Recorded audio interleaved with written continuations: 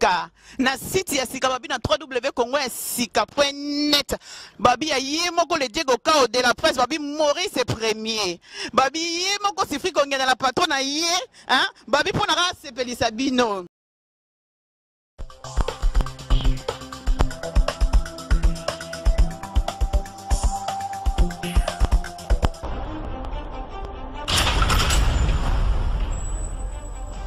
Quand on parle de Congo, on voit directement Congo, il y a Singwe, Bongefezo, Ngalano, Yasika.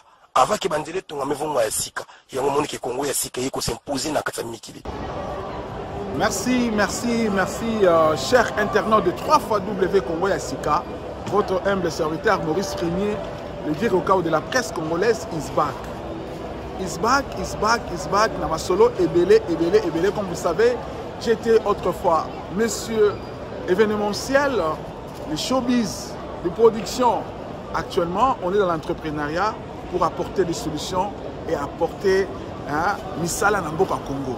Mais les lots, dans à Paris, dans un aéroport, dans la transit vers quelque part, vous annoncez événement du siècle. Bossala qui Misala, Bossala Belé, tant il y a vacances et coquilles. Maman Mireille, à travers sa société Miralite événementiel, Viralite événement, a préparé le mois qui toque gala des vacances. Ban Angleterre, Easy Maele, prête nos Angleterre, HD, prête Angleterre, bien Didier, Gelor, Master, Birmingham, celle na moi doute oyo, na moi de jeux oyo, vraiment na moi de jeux maman Mireille a préparé nos places. Maman Mireille a préparé nos places à Kitoko. Maman Mireille a lobby que pour CP là. À sali soirée événementielle, yé mon côté, on a V12 Océan. Bah sali soirée mon côté, bah bengango soirée des galas de vacances.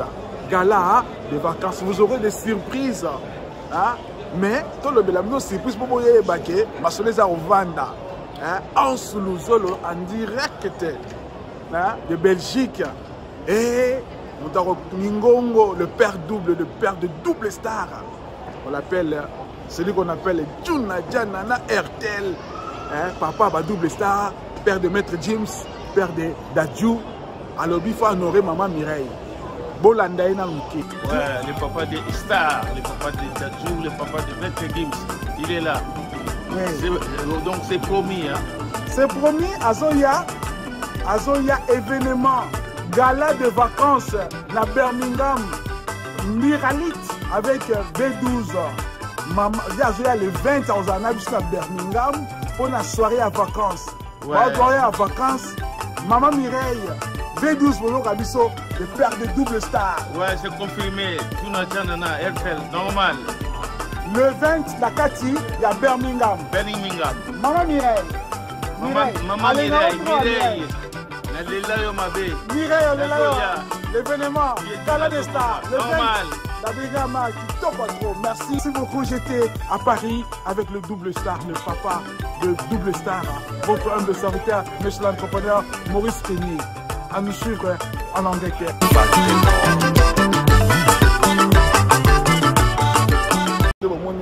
Merci de Bomoniwana, votre humble serviteur avec papa d'Adajou, a annoncé arriver le 19 à Birmingham. Adresse est affichée, téléphone est affiché online. Pour voir au CP là, Elongo, na Birmingham, aux à Londres, aux à Manchester, aux à Nord, aux à Islande, aux à partout. Et à Paris, pour Baroya, à Vundes Baroya. Donc c'est vraiment maman la soirée, à Bella Bazoya. Donc le 20 juillet, ne ratez pas le 20 juillet, maman na Masolo le 20 juillet, soit les galas.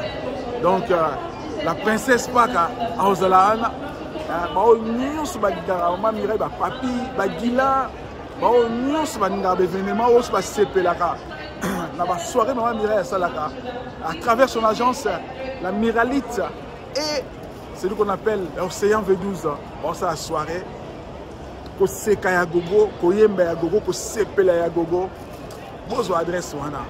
Alors je suis en route, pose la nga boya manga yo.